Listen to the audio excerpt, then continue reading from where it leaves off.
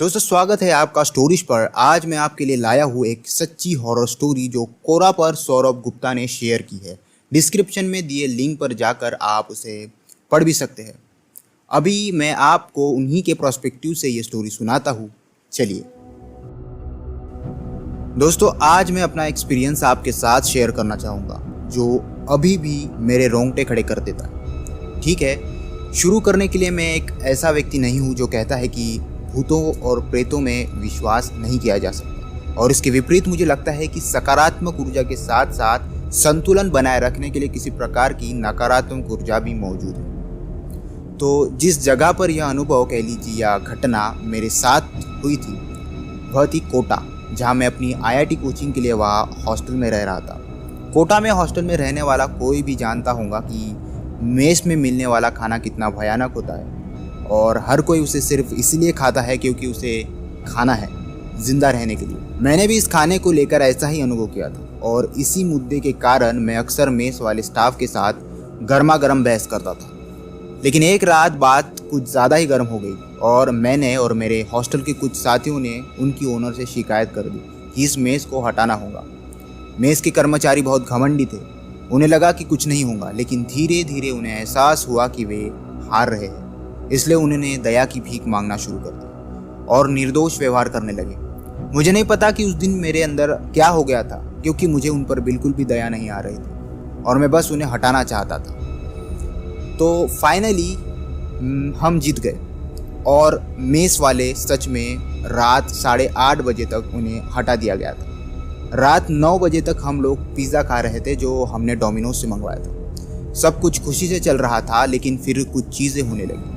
मैं अपने कमरे में सो रहा था और समय लगभग था 12:30 बजे का, जब मैंने दरवाजे पर एक ज़ोरदार आहट सुनी। जैसे लगा कि कोई दरवाजे को ज़ोर ज़ोर से खटखटा रहा है। मैंने सोचा हॉस्टल का कोई दोस्त होगा और मैंने लापरवाही से दरवाज़ा खोला, लेकिन देखा कि वहाँ पर कोई नहीं। मुझे लगा कि मेरा दोस्त होगा जो ये चाल चल रहा है। मैं दरवाज़ा बंद करके सो गया।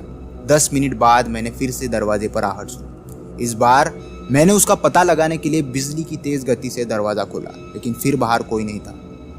और अब मैं सचमुच डर गया था, लेकिन फिर भी उम्मीद कर रहा था कि कोई शरारत कर रहा है मुझे डराने के लिए। मैंने दरवाज़ा बंद कर दिया और इस बार मैंने अपने बिस्तर को दरवाजे के करीब लगा दिया। जैसे ही मैं बिस्तर पर लेटा, एक ज़ोरदार आवाज़ आई और इस बार मैंने दरवाज़ा खोला और उस अनजान शख्स को पकड़ने के लिए बाहर भागा जो ये सब कर रहा था।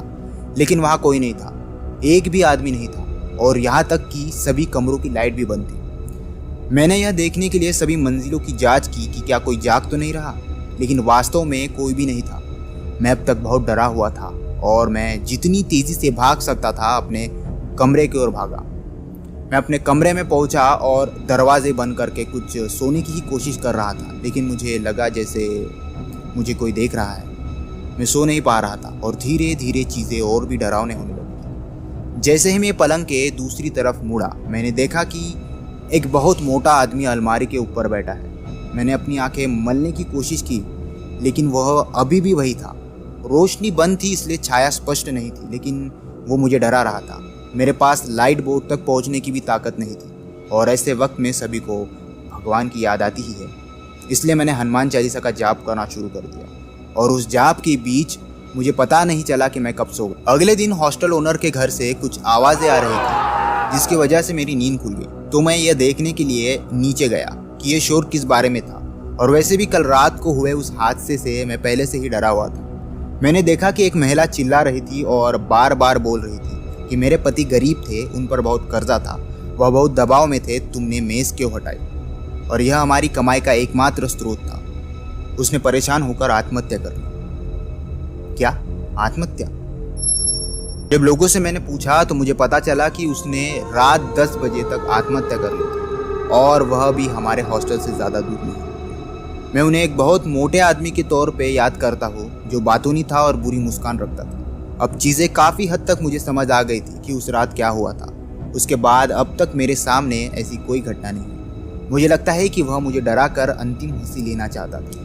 तो ये थी आज की स्टोरी। अगर आपके पास भी कोई किस्सा या कहानी है तो आप डिस्क्रिप्शन में दिए ईमेल पर या इंस्टा पर मेरे साथ शेयर कर सकते हैं।